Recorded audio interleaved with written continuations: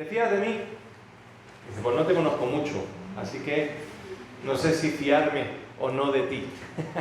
Mira, es importante, cuando vamos a comprar la ropa a cualquier supermercado, a cualquier tienda, ¿verdad? Nos estamos fiando que lo que nos van a vender es algo que tiene es de buenas condiciones, ¿verdad?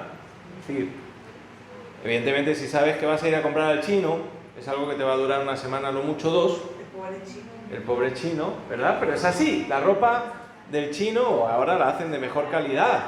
Ahora ya, yo recuerdo que compré unas deportivas y no, primero casi no me mato con las deportivas de Milagro, porque eran como con tacos, pero no retenían el pie, ¿verdad? Entonces resbalaba. Y iba un día por una calle y había llovido y fui a subir un poquito y de repente empecé a resbalar, casi me caigo. Pero vamos a un restaurante y esperamos que la comida que nos sirvan sea de buena calidad, ¿verdad? Por lo menos que esté dentro del tiempo de caducidad, ¿verdad? Otra cosa es ir al chino, que no sabes lo que es ese cerdo agridulce, que ya cuando estemos en el cielo el Señor nos dirá, ¿te has comido alguno? Pero cuando venimos a la casa de oración, cuando venimos a la iglesia, debemos de ir con la expectativa, o debemos de esperar que vamos a recibir de palabra del Señor, porque de lo contrario, he venido para nada. Así que te pido que confíes en lo que te voy a compartir en el día de hoy. Dice la palabra del Señor que una vez que recibamos la palabra, la escudriñemos, para que comprobemos si lo que hemos recibido es verdad o no. Ya te estoy diciendo, confía en mí, pero maldito el hombre que confía en el hombre. Así que vamos a Salmos capítulo 11. Seguimos con mi versículo favorito. En esta tarde estamos en el libro de los Salmos, que como sabéis es rico en darnos dirección, consejo, en animarnos. Y en esta ocasión vamos a leer el Salmo número 11. Salmo número 11. Amén. Cuando lo tengas, te invito a que te puedas poner en pie, en señal de respeto a la palabra, una vez más. Salmo 11. Dice, al músico principal, Salmo de David. En Yahvé he confiado. ¿Cómo decís a mi alma que escape al monte cual ave? Porque los malos tienden el arco, disponen sus saetas sobre las cuerdas para lanzarlas en oculto a los rectos de corazón. Si son destruidos los fundamentos, ¿qué puede hacer el justo? Yahvé está en su santo templo. Yahvé tiene en el cielo su trono. Sus ojos observan, sus párpados examinan a los hijos de los hombres. Yahvé prueba al justo, pero al malo y al que ama la violencia los repudia su alma. Sobre los malos hará llover calamidades, fuego, azufre y viento abrasador serán la porción de su copa, porque Yahvé es justo y ama la justicia, el hombre recto verá su rostro. Amén. Puedes tomar tu asiento. Mira, el título del Salmo de hoy en mi Biblia es el refugio del justo, pero sabéis que los títulos han sido puestos por los que tradujeron esta versión de la escritura. En mi caso, esta versión lo titula el refugio del justo. Seguramente tu versión pueda tener algo un poco diferente también. Pero la predicación hoy se titula No huiré. No huiré. Este salmo se registra dentro de los consejos bien intencionados que unos infieles amigos de David le dan a este cuando este busca refugio, cuando está huyendo de Saúl. Repito, este salmo registra el consejo de los malintencionados amigos de David que le refugiaban cuando huía de Saúl. David levantó los ojos hacia el Señor para encontrar fe en un momento de prueba y sabía que el lugar más seguro para pararse era en una confianza radical en Dios. Ahora, ¿qué ocurre cuando yo deposito toda mi confianza en Dios? ¿Qué ocurre cuando mi intención, la intención de mi vida es no escuchar, es no mirar a otro lado sino a Jesús? Que por desgracia el enemigo y aquellos que son utilizados por el enemigo van a venir a nuestro alrededor a distraernos, van a tratar de confundirnos, van a tratar de apartarnos de lo que realmente es importante. Si mi refugio es el Señor, ¿por qué he de huir? Y ahí está el consejo equivocado. Hay quien te puede decir, no, estás pasando por esta prueba, huye. El mundo huye ante los problemas. Resulta que no pagaste Iberdrola porque le debías dinero, ¿y qué haces? Te vas a Endesa y huyes del problema. Y dejas la deuda en Iberdrola y que te busquen. Y llegas a Endesa y resulta que tampoco puedes pagar la luz de Endesa y entonces te vas a otra compañía y vas huyendo del problema. Así nos pasa muchas veces con los móviles, con las líneas telefónicas. Dejas a deber una y coges otra. Y así hacemos con los problemas del día a día. Muchas veces lo que hacemos es huir. Pies para que os quiero. Eso es lo que hace el mundo. Pero un hijo de Dios no huye, porque su confianza, su roca es el Señor. Cuidado con aquellos que te dicen que huyas cuando estás en el lugar correcto, en la presencia de quien tienes que estar. En el Señor he confiado. ¿Por qué decís a mi alma que escape al monte cual ave? Los amigos de Jesús, de David, le estaban aconsejando que huyera, pues ya todo estaba perdido. Mejor es abandonar la lucha y salvar la propia vida. ¿Cuántas veces el siervo de Dios en la batalla espiritual es tentado y aconsejado de seguir la misma sugerencia equivocada? ¿Cuántas veces te han dicho, vete, aléjate, no confrontes, no tomes aquí se dice el toro por los cuernos, huye?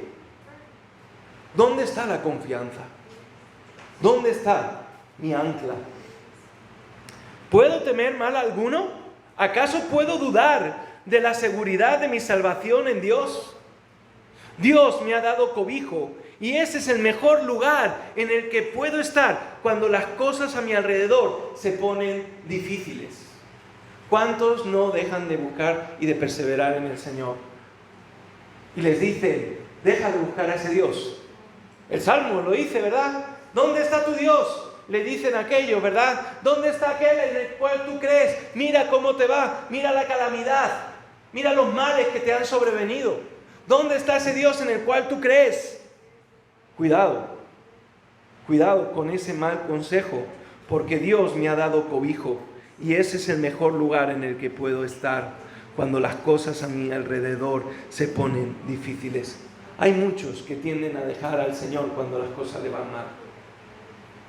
Hay muchos que cuando las cosas le van mal buscan al Señor y cuando el Señor ya ha solucionado su problema, se van. Pero aquellos que han caminado en el Señor, hay veces que pueden pasar por baches en su vida y pensar que ya no es bueno, ya no es lo mejor estar en la presencia del Señor y buscarle a Él. Y empiezan a escuchar otras voces que le dicen, tienes razón, busca en otro lugar, vete a otro sitio, huye a otro monte. Cuando los enemigos nos acechan y buscan nuestro mal, la fortaleza del Señor es inexpugnable. No podrán entrar. Sus leyes no tienen autoridad en la ciudad de Dios. Cuando yo estoy dentro de la muralla, nadie me puede hacer daño. Nadie me puede derribar. Porque quien gobierna en esa ciudad es Dios. Siempre, por supuesto, debemos tener cuidado con los consejos que nos dan, pero también que damos. Primero, siempre debemos de ocuparnos de nuestros propios asuntos y no ser entrometidos con otros. A veces somos muy dados a entrometernos en la vida de otro y a decirle lo que tiene o no tiene que hacer. Y muchas veces no es un consejo de parte de Dios, sino que es un consejo fruto de mi propia emoción, de mi propio intelecto, pero que nada tiene que ver con el consejo de Dios. Cuidado de dar un mal consejo, porque el Señor dice, ay de aquellos que hagan tropezar a uno de los míos, a uno de mis pequeños. Mejor les sería ponerse una rueda de molino en el cuello y echarse al mar. Cuidado. Segundo, podemos tener demasiada confianza en nuestra propia percepción de una situación. Los amigos de Job tuvieron esa percepción y acusaron a Job de haber cometido tal mal que merecía su castigo. Job 15:17, escúchame y yo te mostraré y te contaré lo que he visto. Pero estaban equivocados. Nuestras intenciones pueden ser buenas y correctas, pero el consejo puede ser incorrecto. Cuidado con darlo o recibirlo. Cuidado con recibir ese consejo incorrecto que no viene de parte de Dios, aunque te digan que es de parte de Dios. ¿Cómo podemos valorar? ¿Cómo podemos pesar ese consejo? ¿Cómo podemos saber si ese consejo es o no de Dios cuando lo llevamos a las Escrituras y no las contradicen? Si el Señor me dice que Él es mi roca, yo no voy a huir a otro lugar. Yo voy a permanecer en la roca de mi salvación. No me voy a mover. Nada me va a mover. Dice la palabra del Señor que si mi cimiento es Cristo, vendrán tormentas, vendrán ríos, vendrá cualquier cosa y no me moverán porque mi cimiento es Cristo. Ahora, el segundo versículo dice: hay enemigos que tienden lazo. Porque aquí los malos tienden el arco, disponen sus saetas sobre las cuerdas para asaetar en oculto a los rectos de corazón. El versículo 2 implica que hay un peligro.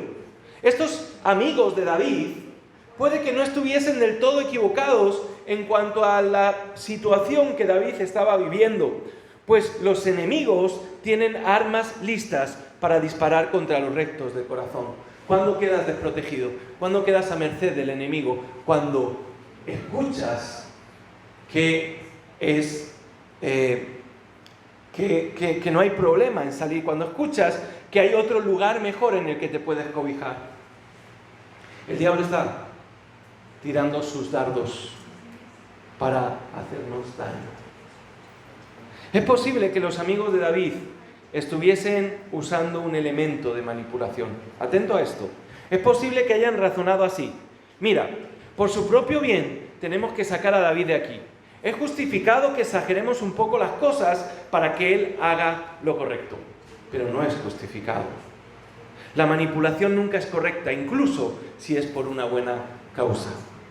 Cuidado con las mentiras. Cuidado con las mentiras que tratan de engañarnos o de justificar una acción. Cuidado, porque nunca una mentira justificará una acción. Cuidado con exagerar las cosas. Cuidado de tratar de convencer a alguien con verdades a medias. Aunque el peligro es real, debemos de ser conscientes, aún así el peligro es real y debemos de ser conscientes del peligro, pero a la vez saber quién es nuestro protector. Y cuidado, guarda tu corazón. El corazón es un músculo que permite que la sangre llegue a todas las partes de nuestro cuerpo. Es un músculo importante. Y aquí se usa para ilustrar que el ataque de los enemigos irá directamente a donde más daño puede hacer. Cuidado con tu corazón. Engañoso es el corazón más que cualquier cosa, dice la palabra del Señor. Sin embargo, el Señor nos ha dado un nuevo corazón. Y nos ha dado su Espíritu, el cual nos protege. Protege ese corazón del daño de los enemigos. Cuidado de estar escuchando a otros que te están dañando el corazón y están dañando tu vida espiritual. Cuidado de aquellos que te están exponiendo a los peligros que hay afuera y te están apartando de la protección que Dios te puede dar. Recuerda que el diablo lo que hace, lo hace en secreto. El diablo entreteje sus artimañas en lo oculto, con distracciones y todo tipo de estrategias para acabar con nuestro gozo, para hacernos tropezar y para quitarnos la paz. Ese consejo que va a venir de tu amigo, bien intencionado, y que sin embargo no viene de parte de Dios sino del enemigo, no lo va a hacer a voz populi, no lo va a hacer delante de todo el mundo, lo va a hacer a escondidas. No lo va a hacer para exponerse a los demás, lo va a hacer a escondidas, para que nadie sepa, para que solamente tú sepas. Y te lo va a decir de esta forma. No, es que te lo digo a ti porque yo sé que tú eres alguien que lo puede escuchar. Cuidado. No, es que vengo a ti porque he notado esto, pero no se lo digas a nadie. Cuidado. Cuidado con los malos consejos. ¿Queremos protegernos? Claro que sí. ¿Queremos proteger a los que amamos? Claro que sí. Cuidado con los consejos que damos. Cuidado con los consejos que damos a nuestros hijos. Porque a veces pueden ser bien intencionados, pero carentes de verdad. En una ocasión una hermana dijo, no voy a mandar a mi hija a los adolescentes porque la tengo castigada. Qué buen consejo. Cuando haya un problema, apártala de Dios. No, si tengo un problema, o mi hija tiene un problema, o mi hijo tiene un problema, ¿dónde tiene que buscar la solución? Con Dios. Ahora, donde va a ir, evidentemente hay todo tipo de personas que seguro no son perfectas, pero al menos va a estar más cerca de la verdad que de lo que lo puede estar en otro lugar. Mira, ¿los fundamentos pueden ser removidos? La palabra del Señor nos dice que cuando el Señor Jesús profetizó sobre el templo, dijo, no quedará piedra sobre piedra. Pero el fundamento quedó. El templo, la explanada de donde estaba el templo, permanece. Las piedras cayeron, pero el fundamento sigue ahí. Los fundamentos pueden referirse a personas, líderes, leyes y a la propia orden. Según los consejeros, ya el justo no puede hacer nada. Los fundamentos, sean personas o principios, siempre son importantes. El diablo trata de destruirlos. Estamos viendo cómo el diablo trata de destruir principios. En Occidente, aquí mismo, en España. Principios fundamentales, la unidad familiar. Confundiendo a nuestros hijos en cuanto a su sexualidad, en cuanto a lo que está bien y a lo que está mal, en cuanto a lo que es verdadero y lo que no lo es. El diablo trata de destruirlos. Si puede destruir la confianza en las Escrituras o la dependencia de Dios, o si puede cegar a los creyentes a la realidad espiritual y lograr debilitar la Iglesia y así anular su impacto en la sociedad, depende de que nosotros estemos firmes en esos fundamentos que son inconmovibles. Porque las leyes cambian. Las leyes de un país cambian. Lo estamos viendo ahora. Hace 30 años era impensable tomar en cuenta las leyes que hoy se están aprobando. Y seguramente dentro de 30 años otros echarán las manos a la cabeza por otras leyes que se han aprobado. Pero la verdad de Dios es inconmovible. El fundamento de Dios es real, verdad e inconmovible. Nada ni nadie lo puede mover. Y es una verdad en la que nosotros caminamos. En definitiva, el diablo va a tratar de sembrar dudas acerca de esa verdad y de la firmeza de la palabra de Dios y su consistencia en nuestras propias vidas. Alguien puede acusarnos de algo que no hemos hecho, incluso juzgarnos y condenarnos, pero si somos inocentes, Dios nos tendrá por inocentes y esto es suficiente. Lo que está diciendo aquí David es, mira, sea que Saúl me encuentre o no, yo sé que tengo a un Dios que boga por mi causa, que tiene en cuenta mi vida y que me considera, y es Él el que me va a juzgar. Sea que Saúl me encuentre, me juzgue, me condene y me asesine, me mate, mi vida está ante el juez de jueces y rey de reyes, y lo que me importa es lo que Él diga de mí. Dios es mi ancla firme. El Señor está en su santo templo, el Señor tiene en el cielo su trono, sus ojos ven, sus párpados examinan a los hijos de los hombres. El Señor prueba al justo, pero al malo y al que ama la violencia, su alma los aborrece. ¿Sabéis por qué no se puede mover lo que Dios ha establecido? Porque no está en esta tierra, está en el cielo. Y el hombre no puede llegar al cielo para remover lo que Dios ya ha establecido. El salmista no cae en la trampa del consejo equivocado porque confía en Dios, y esta confianza se basa en un fundamento firme, el carácter y la naturaleza de Dios. Este pasaje habla de firmeza. Dios está firme. El que está anclado en Él tiene fundamentos sólidos. De modo que el salmista no huye de la batalla o de la prueba porque sabe que Dios mira todos los detalles. Es justo y es poderoso para cuidarlo y para hacer justicia a los impíos. ¿Te has preguntado alguna vez, oye, ¿y este que hace lo malo? ¿Por qué Dios no hace nada con él? ¿Por qué parece que queda indemne, que la justicia no le encuentra, no le juzga? ¿Por qué? Mira, aunque la justicia se haga esperar, la justicia se cumplirá, la que tiene que ver con la justicia de Dios. Mira, Dios distingue entre el justo y el impío. Y el justo puede sufrir pruebas también, pero son pruebas para purificar su vida. La palabra prueba se usa también en 1 de Pedro 1, 3 al 7, cuando nos dice: bendito el Dios y Padre de nuestro Señor Jesucristo, que según su grande misericordia nos hizo renacer para una esperanza viva por la resurrección de Jesucristo de los muertos, para una herencia incorruptible, incontaminada, inmarcesible, reservada en los cielos para vosotros, que sois guardados por el poder de Dios mediante la fe para alcanzar la salvación. Hermano, escucha, que está preparada para ser manifestada en el tiempo postrero, en lo cual vosotros os alegráis, aunque ahora por un poco de tiempo, si es necesario, tengáis que ser afligidos en diversas pruebas, para que sometida a prueba vuestra fe, mucho más preciosa que el oro, el cual aunque perecedero se prueba con fuego, sea hallada en alabanza, gloria y honra, cuando sea manifiesto Jesucristo. Gloria a Dios por ello. Porque yo sé que estoy siendo refinado. Me da igual cuál sea el fin del impío o cuál sea la situación del injusto ahora. Yo sé que el Señor a cada uno le dará conforme a sus obras. Y que yo que estoy en Cristo Jesús, todo esto me está refinando para que mi vida sea completada en Él, para que me forme en carácter y me parezca cada día más a la estatura de Cristo.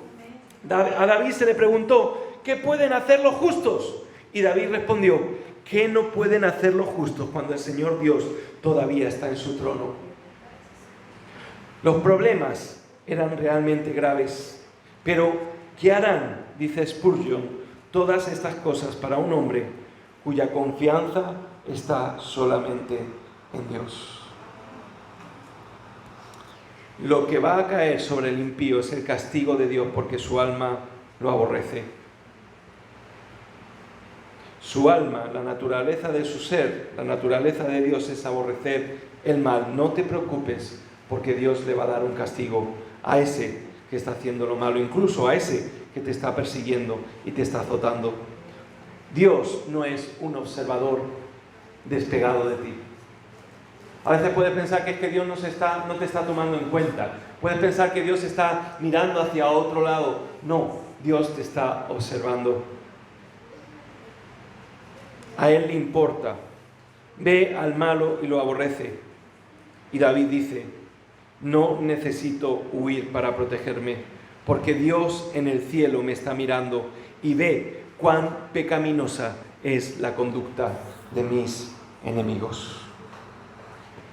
Dios lo sabe todo de ti y de tus enemigos, y por tanto tiene la suficiente información para poder hacer lo correcto con cada uno de nosotros. Sobre los malos hará llover calamidades. Y esto nos advierte: cuidado de ser tú el malo, cuidado de ser tú el injusto, cuidado de que yo sea aquel que está yendo en contra de la voluntad de Dios. ¿Cómo? Dando mal consejo. ¿Cómo? Apartando a alguien de los caminos del Señor. ¿Cómo? Dando palabra que no tiene nada de verdad encerrada en Él. La seguridad del creyente está mucho más elevada de lo que imaginamos. El justo disfruta de la comunión con Dios y es posible entender aquí lo que significa la vida en Cristo. David sabía que si caminaba con rectitud, se mantendría en el amor de Dios. No es que debamos ganarnos el amor de Dios por nuestra justicia personal, más bien nuestra búsqueda y práctica de la justicia nos mantiene fluyendo en los beneficios del amor de Dios. No dudes, como decía la pastora antes, no dudes del amor de Dios para tu vida. El amor de Dios se extiende a todas partes. Nada puede separarnos del amor de Dios y Él nos amó cuando aún éramos pecadores, dice Romanos 5:8. Pero podemos negarnos a nosotros mismos los beneficios del amor de Dios. ¿Cómo? Escuchando a otros, apartándonos de los caminos correctos delante del Señor. Las personas que no se mantienen en el amor de Dios terminan viviendo como si estuviesen en el lado oscuro de la luna. El sol siempre está allí, siempre brillando, pero nunca están en una posición para recibir la luz o calor del sol. Son como el hijo pródigo de Lucas 15, quien siempre fue amado por parte del Padre, pero por un tiempo no se benefició de ese amor. Dios ilumina su rostro a su pueblo. Un ojo de aprobación, un afecto verdadero y tierno, una providencia vigilante y misericordiosa que a menudo se significa por el hecho de que Dios contempla o mira a los hombres. El Señor alza sobre nosotros su rostro y pone en nuestras vidas paz. ¿Te suena? Número 6:26. El pueblo de Dios lo verá. Tú lo verás. Esa es la grandeza de nuestro Señor. Él no hace las cosas a lo oculto, en lo secreto, en lo escondido, en lo silencioso de la noche o en la oscuridad. Él lo hace a la luz. Él lo hace no solamente para que otros lo vean, sino para que tú lo veas. Veré tu rostro, dice el Salmo 17:15. Bienaventurados los de limpio corazón, porque ellos verán a Dios, dice Mateo 5:8. El deseo de contemplar a Dios es una de las mayores motivaciones para una vida y un corazón recto. En general, y termino, cuando David considera la grandeza de Dios, el cuidado de Dios y la visión de Dios, todo supera el peligro. No hay otra cosa. Si Dios está conmigo, ¿quién contra mí? ¿Cómo podré temer a las potestades de este mundo si Dios está por encima de estas potestades? Si Él es todopoderoso, si Él conoce todas mis necesidades, si Él sabe lo que necesito a cada momento, ¿cómo he de temer? Para David, confiar en Dios era el movimiento más seguro de todos. Sus amigos pueden haber tenido buenas intenciones o no, pero David no recibiría sus consejos sobre el temor. En cambio, respondería con fe. Y es que el problema de escuchar a otros muchas veces viene determinado por el temor, el miedo que nos causa las consecuencias de algo que estamos viviendo. Sin embargo, David prefirió descansar y confiar en Dios. No he de huir, no huyas. Si estás en Cristo, si estás afianzado en Él, no huyas, permanece en Él y deja que Él obre y Él hará. Amén.